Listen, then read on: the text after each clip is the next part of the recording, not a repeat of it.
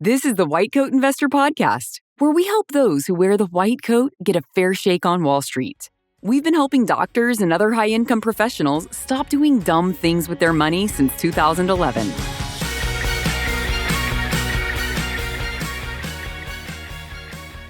This White Coat Investor Podcast number 434, Fixing Your Life, Burnout, and Money Problem by Identifying Your Core Values with Robert Glazer.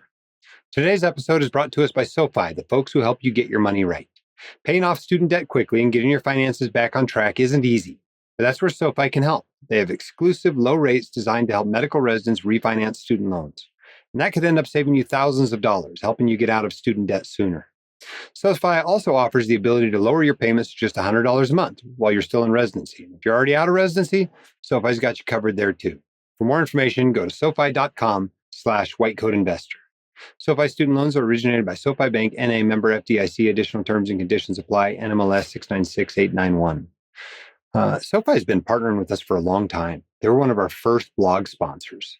I can remember sitting in the SoFi headquarters out in the Bay Area way back in like 2012, 2013. I was literally sitting with the entire C-suite. It's a much bigger company now, but they've been great partners for us along the way. And you know what? It's interesting now with the recent passage of the OBBBA that refinancing is a much more viable method of managing your student loans than some other methods since this legislation passed. So a real uptick in business there for our refinancing partners.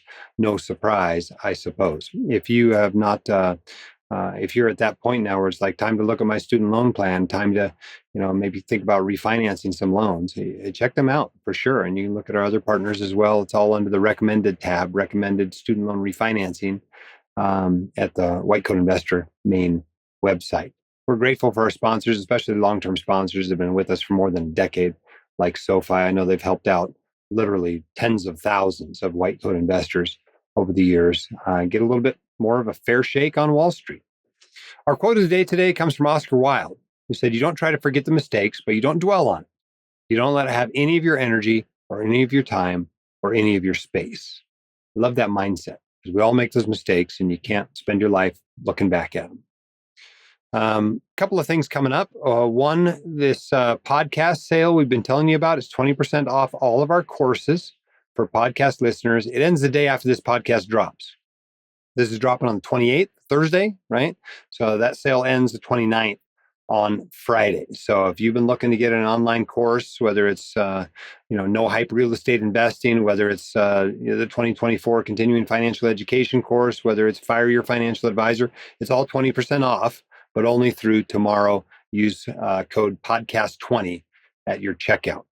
Of course, we're going to get a certain amount of return on investment for those courses, right? But, you can get a real bang for your buck with some of these courses designed for students and residents, right? We revamped Fire Your Financial Advisor this year. There's now a student version. There's also a resident version.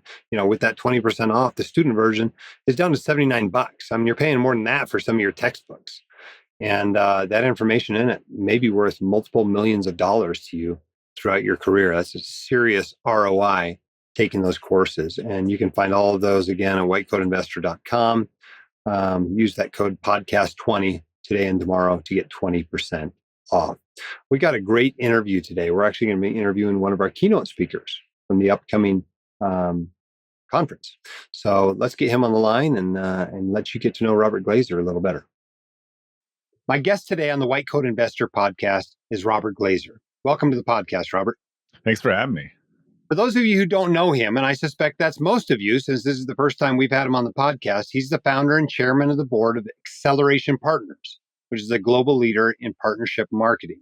He's also co-founded and chaired Brand Cycle, which was acquired in 2021. He's a serial entrepreneur and he's an award-winning executive. But most importantly, he's passionate about helping individuals and organizations elevate their performance. He's also going to be one of our keynote speakers at WCI Con 2026. Registration for that early bird registration starting September 1st. If the same thing happens that happened the last time we were in Vegas, registration also ends September 21st if it sells out in 23 hours like the last one did. But Robert is an author of 8 books. He's written twice as many as I have. And the most recent one that's come out is called Rethinking 2 Weeks Notice. He's got another one in the pipeline, though, that'll be out within just a couple of months called The Compass Within. So lots of great work, Robert. You should be very proud of what you've accomplished so far. Thanks. Hopefully we're just getting started. Yeah. Now, one of the things we love about your work is you've had the opportunity to interview lots of business leaders, authors, thought leaders. Can you tell us a little bit about some of the most impactful things you learned from those interviews?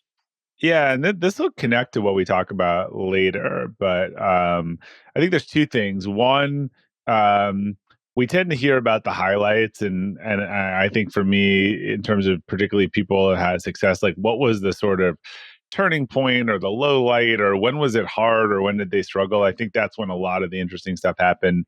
Two, I tend to ask people, like, tell me about your childhood. What were you like as a kid? Like, what was, and it's amazing how much those stories connect to what it is that they're doing now.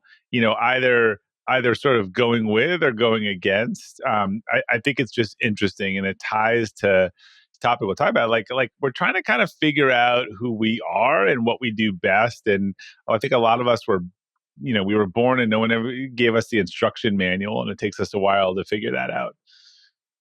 Yeah, for sure. All right. Well, on that note, let's go back to your childhood. Tell us a little bit about your upbringing, what it taught you about money, what it taught you about success, and the things you've kept from that upbringing, and the things you felt like maybe needed a little bit of adjustment.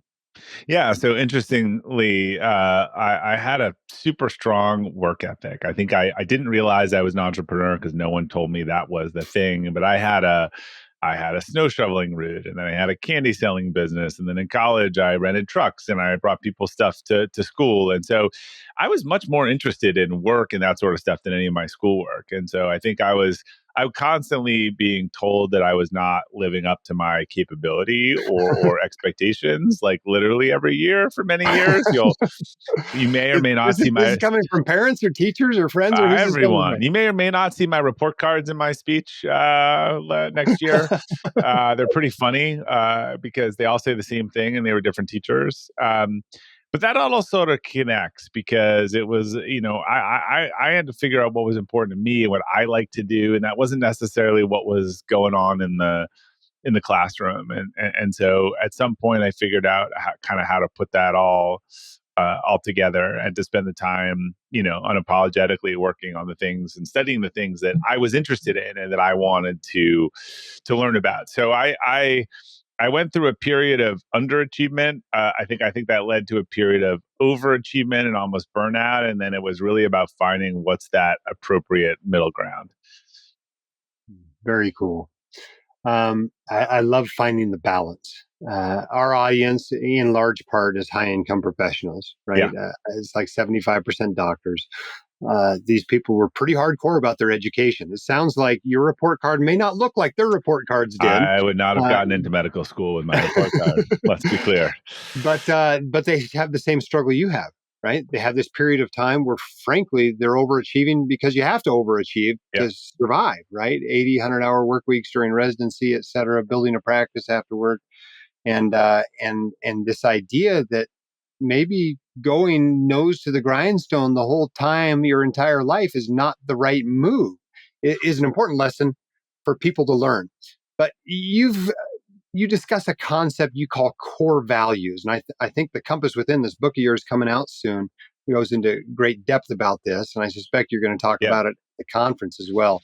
But can you give a brief synopsis of what you mean when you talk about core values? What is a core value and why should it impact your life? Yeah, so we hear this term a lot. It's thrown around at a company level, individual level. My experience is if I have 100 people in a room and I say how many people know what their core values are, 50 to 60% are like, nah, not really. Maybe another 35, 36 are like, hey, yeah, I've thought about it, or the word family or integrity or a bunch of one word things. And like one or two people will say, yes, I know my core values are, here they are, they're written out and they're not one words. And those people tend to be operating at a different level or with a different sort of sense of engagement and maybe harmony. Core values, we all have personal core values. They're different from office corporate core values, but these are the non-negotiable principles that guide our behavior and decisions. So they're intrinsic, they're not aspirational, they're who we've always been, not who we are. In fact, when you figure them out and you look back on your life, you're like, oh, now I get that job and that relationship and why that worked and that didn't. They're consistent. They show up in all areas of work, life, friendships, and I think they're clarifying. To me, really having actionable core values that you can articulate helps you make some of the most important decisions, right? It's a decision-making rubric. Particularly in the book, I talk about the big three, which is your vocation or profession, your choice of partner, and your choice of community. If you don't make these aligned with your core values, they have very little chance of success. And a lot of us, unfortunately, kind of know a core value when it's been violated. My analogy is if you imagine you're taking a sports car and you're driving it through a tunnel, a really nice car, and I turn off the lights, you're going to drift to one side, you're going to hit the thing, it's going to screech, you're going to come back to the middle, you're going to go to the other side, it's going to hit the wall. You're probably going to get out the tunnel. I don't know if this is a PG or PG-13 podcast, so we'll say your car's going to look like crap. We'll go with the PG-13, but it's going to make it through. That's sort of how some of us operate. We're like, oh, this is bad. Like, this feels like your core values, understanding your core values is turning the lights on in the tunnel, seeing the lines and staying away from the walls, which is sort of the edges, staying away from these non-negotiable kind of principles, because when you're rubbing up against the wall, it's just never going to feel good. And you're not going to feel like you're doing your best work or living your best life. Yeah. Very cool. I love the guidepost analogies. And, it's interesting. I mentioned before we started recording that it was Katie, my wife, who really kind of introduced me to you and your work. It's been very impactful in her life. She's our chief product officer here at the White Coat Investor, but starting this year has another job. She was elected to our local school board this last year. And so she's now a successful elected politician. But when she was considering running for school board after encouragement from a friend, she spent some time thinking about all that and what would be involved in the position and whether it aligned with her core values. So she spent some time the previous year in that discovery process and realized that two of her core values were service and education.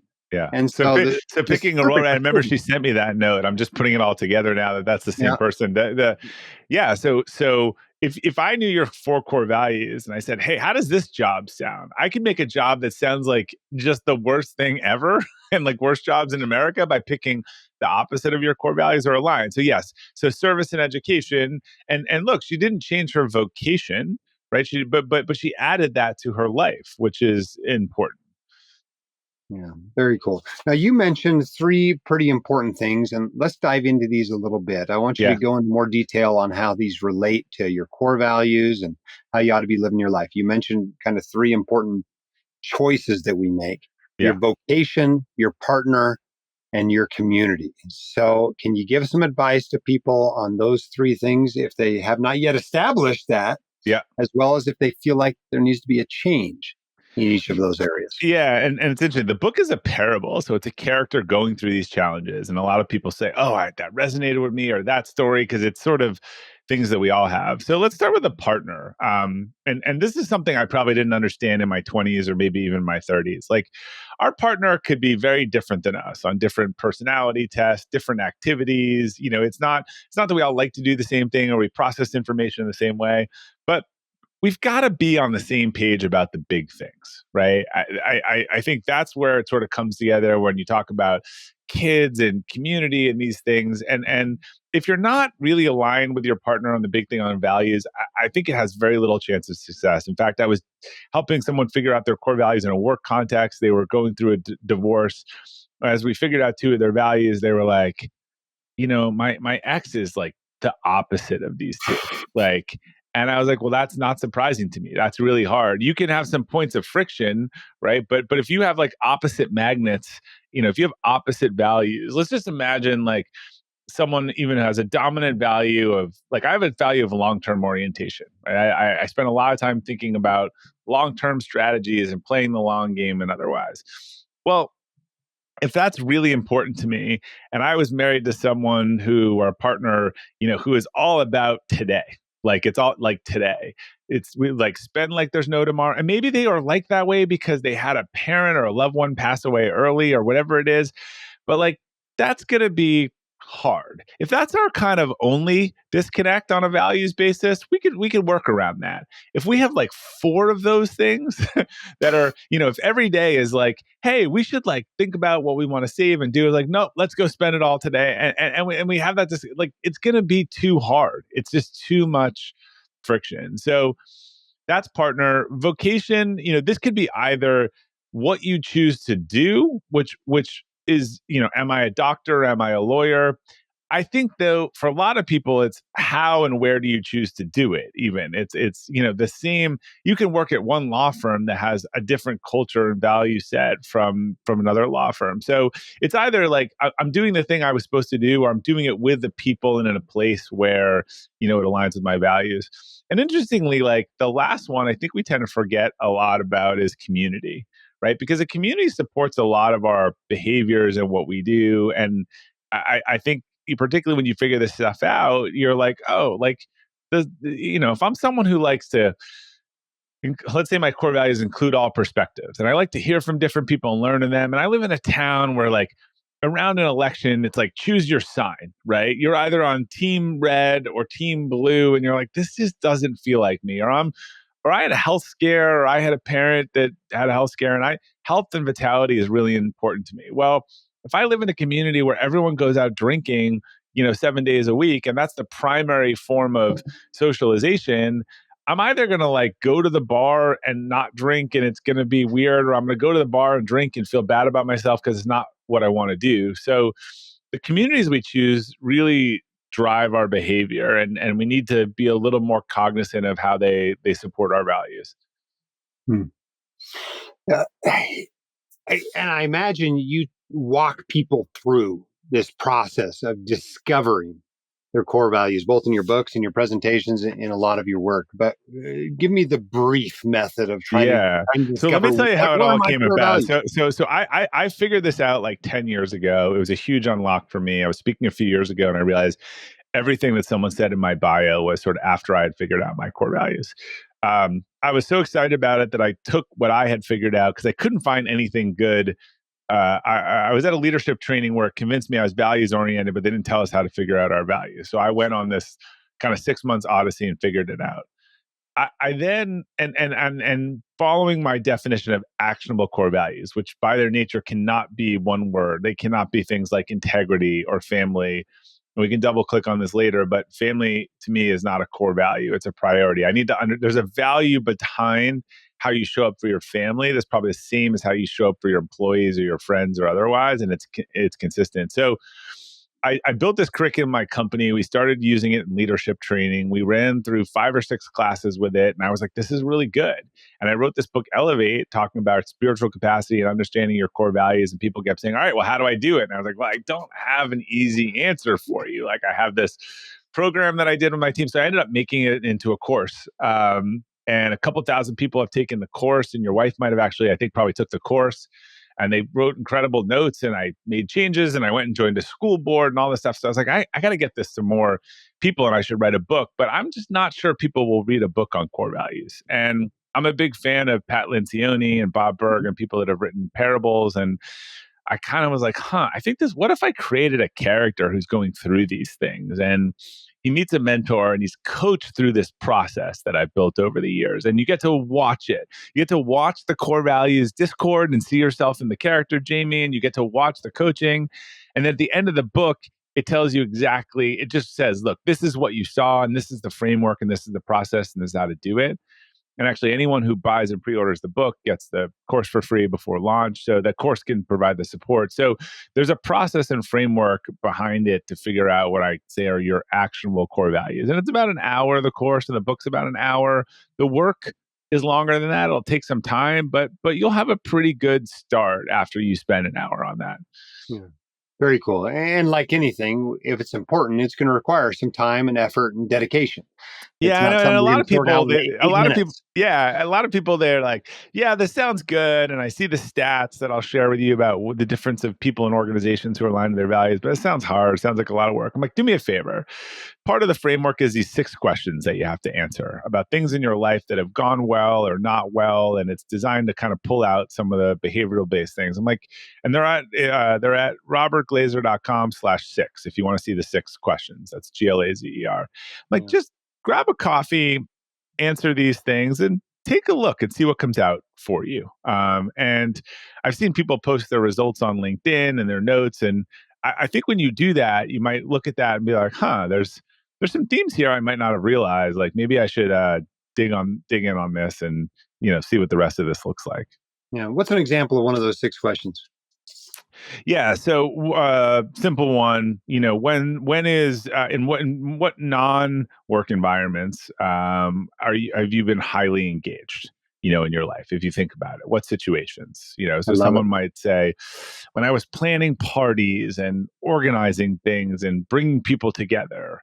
Right. So, another one is, in what professional roles or jobs did you do your best work?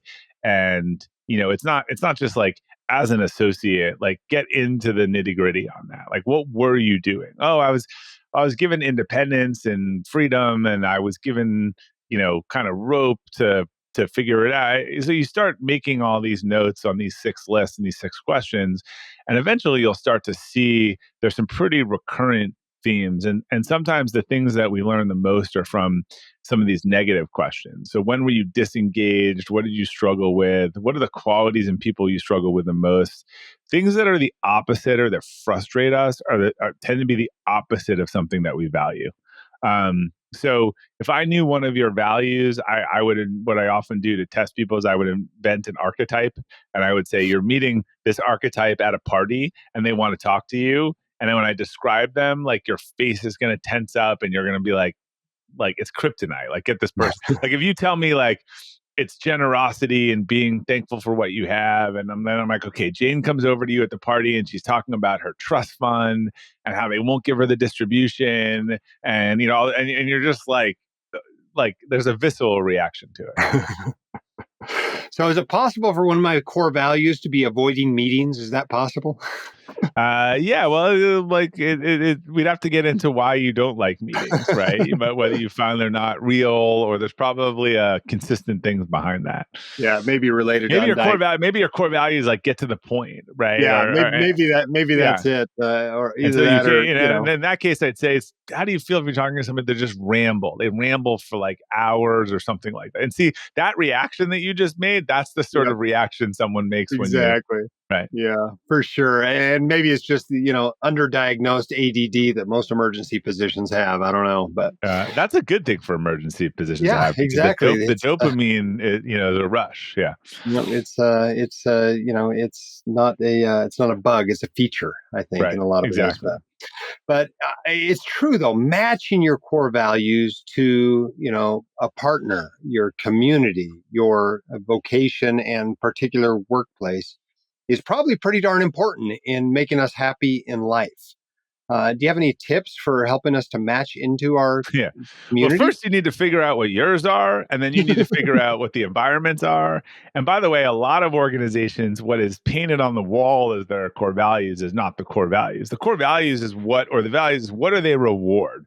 You could say we reward working smart, but the truth is it rewards 100-hour weeks.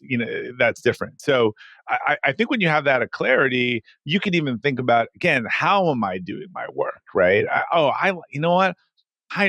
Let's say I'm an include all perspectives person, right? You should give me the projects where I'm going and into the field and getting everyone's feedback and collecting and getting a real good sense of the sentiment and coming back and being able to share that. I'm not the person where you want me to go make a unilateral decision and not talk to anyone, right? That just goes against like everything I believe and feel. And so I think there's an ability for people to start to augment their work. And if they have a good boss or leader, say, look, like, I want to do more of this and less of this. Yeah, very cool. And any good leader should want to align their people to their strengths and use them to the best of their ability. Yeah, for sure. Good leaders recognize when their employees, their staff members, their colleagues, whatever, are better at something than they are. Yeah. Which is most things with any sort of reasonably large organization. You're going to find somebody better than you at just about everything Yeah. in your organization. Look, that's what you would want, right? In a perfect world. So you'd want a whole bunch of people that are really great at the things that you don't want to do or don't know how to do. Yeah, for sure. I think this is a big contributor to physician burnout. They get Yeah. into a workplace, they've got what they value, right? Which might be, maximizing this outcome for a patient or Yeah. spending time building a relationship with a patient. And the workplace values something else, like efficiency, cranking through as many patients as you Yeah. can so they can make some money. And I think that contributes a lot to physician burnout. Yeah. Any tips on knowing your core values and using that to reduce burnout in the workplace?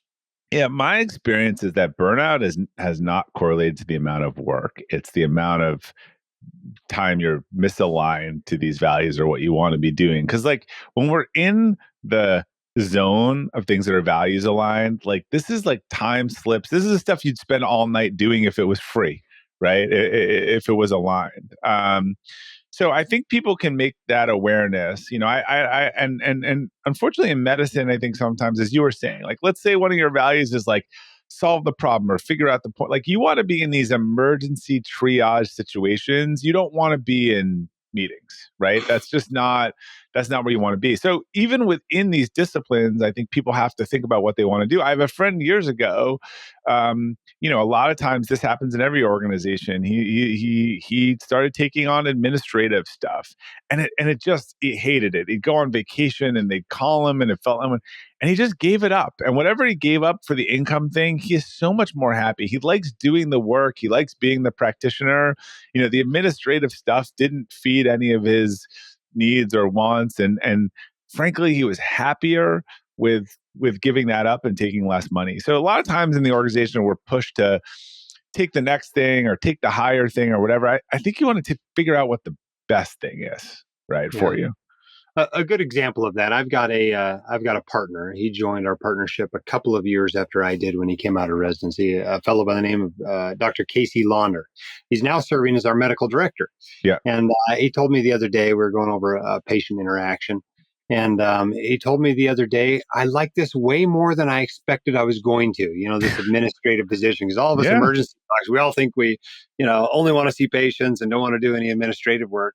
And he's really found out that it does align in a lot of ways with some of his core values to do this additional. Right. Whereas one of his friends might not. I remember a guy years ago at a hotel out in Park City. I said, "What are you doing here?" I spent the summer. I'm a doctor. Where are you from? Not from Utah. Well, how do you do that? Well, I figured years ago that like, I love this place and outdoors and flexibility. And so he like created some medical job where he's the like referral second opinion guy on everything. And people send him thing and he makes a referral and he's figured out how to work wherever you want. And there was an example where someone would say, well, you can't do that. And he decided, well, no, this is my non-negotiables. My non-negotiables is I want to spend, 12 weeks a year in Utah. I want to be outside in the summer. And he figured out how to create a job that allowed him to do that. Yeah. It may take some financial maneuvering or sacrifice to align core values with your life. What tips do you have for people that are finding, man, I've set up my life and my life requires this income that I can only get if I'm not living a life aligned with my core values? What tips do you have for them? Yeah, look, sometimes in your world, this isn't probably, putting food on the table, but sometimes we all want a Jerry Maguire moment, but there's real world responsibilities of having to do. And so I think sometimes it's, hey, identifying the problem, deciding you're going to fix it, but understanding it might take 6 months or a year or otherwise. But look, a lot of us, are stuck in some version of the rat race where, we're in a community that has certain requirements, then we're working more to meet the requirements of that community. And it just takes some kind of like, it just takes some integrity with yourself or some honesty to say, like this isn't what I want. Like my kids don't need to go to this private school. In fact, that doesn't align with my values and not how I brought up. And I don't need to do the administrative job. And look, figure out what enough is. Because sometimes you have more but you're not happy. Like, it's like defense wins championships. And sometimes like the offense goes up and the defense goes up and you're like, look, I can just change this equation. And I remember years ago, someone told me they asked people who had $1 million in net worth to $100 million in net worth, how much money was enough? And what do you think the answer was after they asked that group? I'll bet it was twice as much as they currently had. It was a percent. It was like 40% more than they currently had, right? Or whatever it was. So it just shows you, a good answer, that it's all relative. And so there's a famous thing about, I don't remember who said it, but he was at a party. The guy was bragging about like all the rich people at the party and what they had in the boats. And he turns to the guy and he goes, but I have something that you'll never have. And he goes, what's that? And he goes, enough. And again, when you are doing more values aligned work, you're happy, you're engaged, you're at peace. I think you could be making more money, but be and more miserable and spending it on things that you don't even really want to be spending it on. Yeah. Yeah, that's a famous quote in the personal finance space for sure. It's Kurt Vonnegut. Yeah, that's what it was. Yeah. It's a great quote, right? Because just what is enough? And look, most of the people at this conference or in your world, they probably have enough, but they're still, if they don't have it yet, they should be on. They're on track, so that's not the problem to solve, right? Yeah, for sure. It's identifying, recognizing when you get there, and aligning your values along the way is a pretty important. Yeah, and to those of us who are high achievers, if you talk to folks, if you listen to Scotty Scheffler's kind of personal breakdown speech 2 weeks ago that I wrote about, when they just fixate on a summit and they get to that summit, they rarely enjoy the view, right? It's either a second or it's not as good as they thought. So what you're trying to do is find a really pretty climb, where if you were climbing it an hour that day or 4 hours that day, it makes you sweat a little bit. It's uphill, but like you could climb it all day. Like the view is unbelievable and you just enjoy it. We architect a lot of things of when I get to this, I will be happy. And that is the false premise. Because if you've talked to almost anyone who's had that architecture, they will tell you don't suddenly become happy when you look off that vista or that cliff. Yeah. I love the climbing analogy. I don't know if you know this about me, Robert, but I'm a climber. I didn't know that. I spent my whole life climbing, and you're right. It's amazing how little time you spend on the summit. Sometimes it's literally walking across the summit on your way to the descent route, and that's it. It really is about the climb and life too, right? It's not about the summit. You might as well. Right. You got to enjoy the climb. I mean, there's the Everest summit, but look, most of the people at Everest don't even get to summit or even in the same party. So you better make sure that the whole thing is worth it. And I think we tend to get not bullied. There's like 3 climbs in life. So the first climb is the one where, people talk about the mountains. I think about it more of climb where everyone else told you needed to do it. So you get pushed onto that mountain and you climb in. And by the way, you didn't like the climb and the view wasn't great either, right? So you like it didn't provide what you're supposed to do. There's this second one where you feel like I chose it, it's mine, and I enjoy the climb. Some days I don't, but it would all be justified by that destination. And I think a little bit you get to the destination, you realize it doesn't make me fulfilled. And maybe even though I said I chose it, I still was pressured by other people or society. And again, that third one is like beautiful vista, uphill. I could do it for an hour a day. I could do it for 10 hours a day. I'm not really concerned with where it's going. I just like the climb. Yeah, and I think a lot of us do figure that out from time to time. For example, Katie and I went climbing in the Tetons. It's been a number of years since this climb. And we did a route called the Lower Exum Ridge. And the route ends halfway up the mountain. Right? I mean, there's another route you can do if you want to go to the summit. We didn't go to the summit. At that point, we'd been to that summit. What we were there for was the climb. We enjoyed the climb. Yeah. And so we escaped from the route at that point once we did the part of the route we were interested in doing. And I think there's probably a good analogy there for a lot of parts of your life, that it's not about, winning. It's not about hitting a milestone it really is figuring out how to enjoy it as you go along. Now, how you apply that analogy in your life, I think, is a little more tricky than just understanding the analogy. But 100%. for But sure, it's first part. comes understanding, and look, your wife's a perfect example. Did she quit her job and become a teacher? No, but she started to think about, how do I contribute, right? And how do I do that in the education space? And how do I add that to my life and get that in my life? So you can't do any of that without the awareness, because again, what happened in that case, I think for her, was awareness and opportunity crossed, and they're like, I would have looked at this job opening or this request for people to run 2 years ago, and I wouldn't have even thought about it. But now I was like, oh, maybe I should think about it. Yeah, exactly. Great summary. Other experiences you've seen people through, in your work, where you've helped somebody discover their core values and how that impacted their life going forward. Yeah, I think it really can change how you lead, because the best leaders are deeply authentic. And I think we lead from these values, whether we do that with awareness of it or without awareness of it. And having done this work with so many people, I've seen, let's take, for example, someone who has a core value of trust. Well, in my thing, I talk about, like, a lot of values come from you're running towards something or away. Someone for whom trust is really important, in almost all cases that I've seen, had a big violation of trust earlier in their life, right? So the way they operate with friends and work is, I sort people into, can I trust them or can I not trust them? Well, to that leader, someone who's 5 minutes late or misses a deadline or can't be found during a work day, that drives like deep visceral, like, this person can't be trusted, like, this is threatening, right? Sort of thing. It wouldn't trigger it for me because it's not as important for me. And what they end up doing is they just sort people into binary, trustworthy or not trustworthy. And the people that are deemed not trustworthy don't know it. They're in the penalty box, the key's thrown out. They're sort of like, why is this person not giving me any work? Like, what's going on?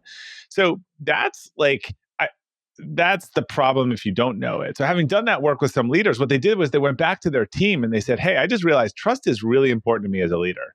And actually, here's how you earn it with me, and here's how you lose it with me. And if I feel really distant or sort of aloof or whatever, there's probably been a break of trust, and you should, like, come have a conversation with me about it.